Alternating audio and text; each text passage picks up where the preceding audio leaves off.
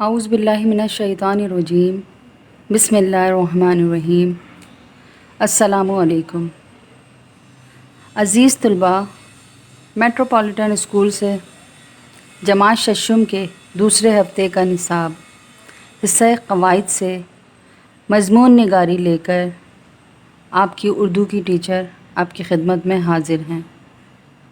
بیٹا، مضمون نگاری کا فن بظاہر تو نہایت مشکل ہے، لیکن اگر مضمون لکھتے وقت اس کے اصولوں کو پیش نظر رکھا جائے تو مشکل سے مشکل اور پیچیدہ سے پیچیدہ موضوع پر بھی بڑی آسانی سے قلم اٹھایا جا سکتا ہے۔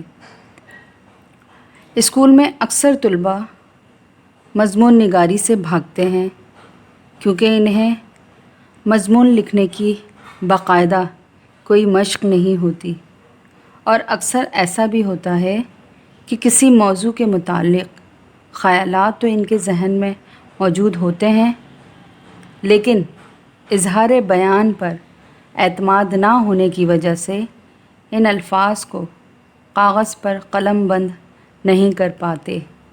اس بے اعتمادی کا نتیجہ یہ ہوتا ہے کہ انہیں لکھے لکھائے مضمون پر انحصار کرنے کی عادت پڑ جاتی ہے، اور وہ طلباء خود سے مضامین نہیں لکھ پاتے۔ تو آئیے بچوں، اب ہم مضمون نگاری سیکھتے ہیں کہ ہم کس طریقے سے خود مضمون لکھ سکتے ہیں۔ آئیے سب سے پہلے ہم مضمون کی تعریف دیکھتے ہیں اور سمجھتے ہیں۔ پیارے بچوں، کسی موضوع پر اپنے خیالات، اپنے جذبات اور احساسات کا تحریری اظہار مضمون کہلاتا ہے۔ اسٹوڈنٹس، مضمون لکھنے کے لیے موضوع کی کوئی قید نہیں ہوتی۔ دنیا کے ہر معاملے یا ہر مسئلے پر مضمون لکھا جا سکتا ہے۔ آئیے بچوں، مضمون کی تعریف کے بعد ہم مضمون کے حصے دیکھتے ہیں کہ ایک مضمون لکھتے ہوئے مضمون کے کتنے حصے ہوتے ہیں۔ جب ہم کوئی مضمون لکھتے ہیں تو ہر مضمون کے 3 حصے ہوتے ہیں۔ نمبر 1 تمہید، نمبر 2 نفس مضمون، نمبر 3 خاتمہ یعنی اختتام۔ آئیے تو ہم سب سے پہلے مضمون کے پہلے حصے تمہید کو سمجھتے ہیں۔ پیارے بچوں، اگر کسی عمارت کی پہلی اینٹ ٹیڑھی رکھی جائے تو اس پر تعمیر ہونے والی عمارت آخر تک ٹیڑھی ہی رہے گی۔ تو بچوں، اس مثال سے ہمیں کیا بات سمجھ میں آتی ہے؟ ہمیں اس اگزامپل سے یہ بات سمجھ میں آتی ہے کہ مضمون کی جو تمہید ہوتی ہے، جو آمادگی ہوتی ہے، جو اسٹارٹنگ ہوتی ہے، وہ نہایت جامع یعنی مکمل اور مختصر ہونی چاہیے۔ امید ہے آپ کو تمہید سمجھ میں آ گئی ہوگی۔ خط کا دوسرا حصہ یعنی نفس مضمون۔ پیارے بچوں، اس حصے کو تمام مضمون میں مرکزی حیثیت حاصل ہوتی ہے۔ اس حصے میں موضوع کی جزویات، واقعات اور مناظر کو بیان کیا جاتا ہے۔ اس حصے میں یعنی نفس مضمون میں اپنے خیالات کو ایک خاص ترتیب کے مطابق مختلف پیروں یعنی کہ مختلف پیراگراف میں تقسیم کر کے قلم بند کیا جاتا ہے۔ اس حصے کے نفس مضمون کے مختلف پیراگراف ہو سکتے ہیں اور ہر خیال کے لیے ایک الگ پیرا قائم کرنے کی ضرورت ہوتی ہے۔ یعنی ہر خیال کے بارے میں ایک الگ پیراگراف لکھا جاتا ہے۔ آئیے مضمون کا تیسرا حصہ دیکھتے ہیں جو اختتامیہ ہوتا ہے اور یہ دعائیہ بھی ہو سکتا ہے۔ یعنی جب ہم مضمون کا اختتام کر رہے ہوتے ہیں تو مضمون کے موضوع یعنی عنوان کی تفصیلات کو سمیٹ کر چند لائنوں میں یا چند سطروں میں بیان کرتے ہیں۔ مضمون کا جو اختتام ہوتا ہے، جو اینڈ ہوتا ہے، وہ نہایت پر امید یعنی امید سے بھرا ہوا، مؤثر یعنی فائدہ مند، اور دل پسند یعنی کہ ہر دل کو اچھا لگنے والا ہوتا ہے۔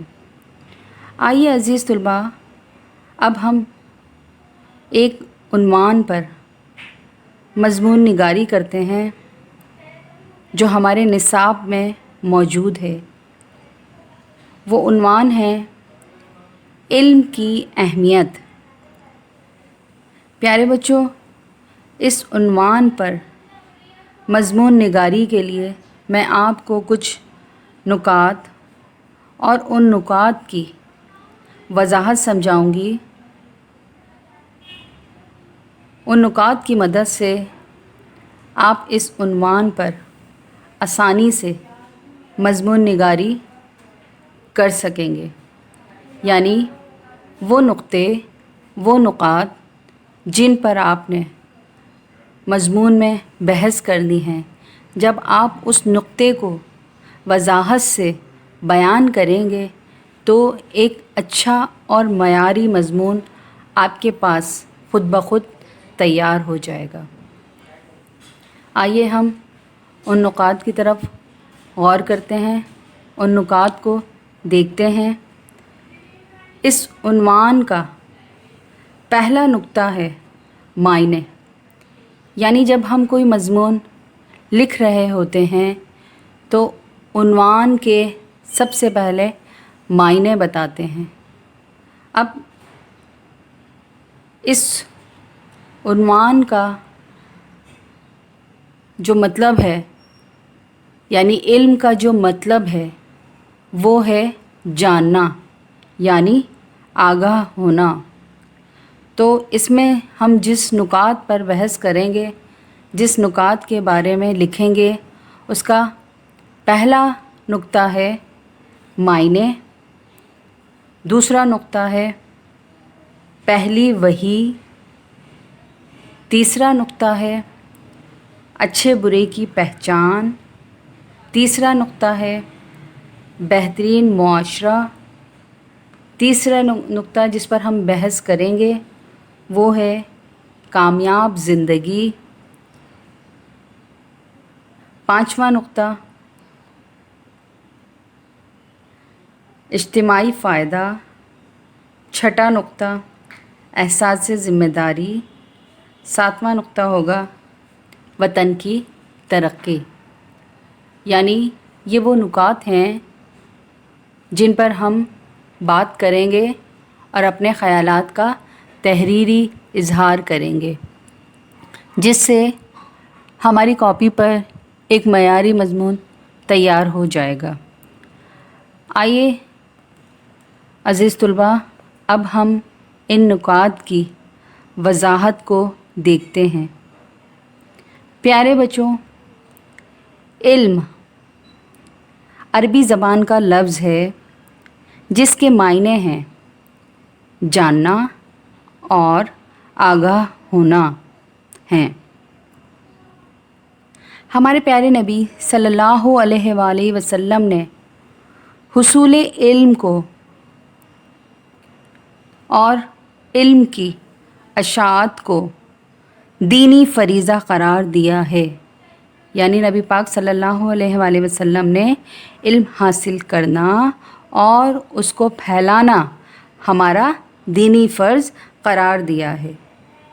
آپ صلی اللہ علیہ وآلہ وسلم کا ارشاد گرامی ہے کہ علم حاصل کرنا ہر مسلمان مرد اور عورت پر فرض ہے۔ یعنی علم کی اتنی زیادہ اہمیت ہے کہ ہر مسلمان اور مرد کو علم حاصل کرنا فرض قرار دے دیا گیا۔ پیارے بچوں، اللہ تعالیٰ نے حضور پاک صلی اللہ علیہ وآلہ وسلم پر سب سے پہلی وحی بھیجی، جس میں آپ صلی اللہ علیہ وآلہ وسلم کو اقرا یعنی پڑھنے کا حکم دیا گیا ہے۔ چنانچہ ارشاد خداوندی ہے، پڑھیے اپنے رب کے نام سے جس نے سب کو پیدا کیا۔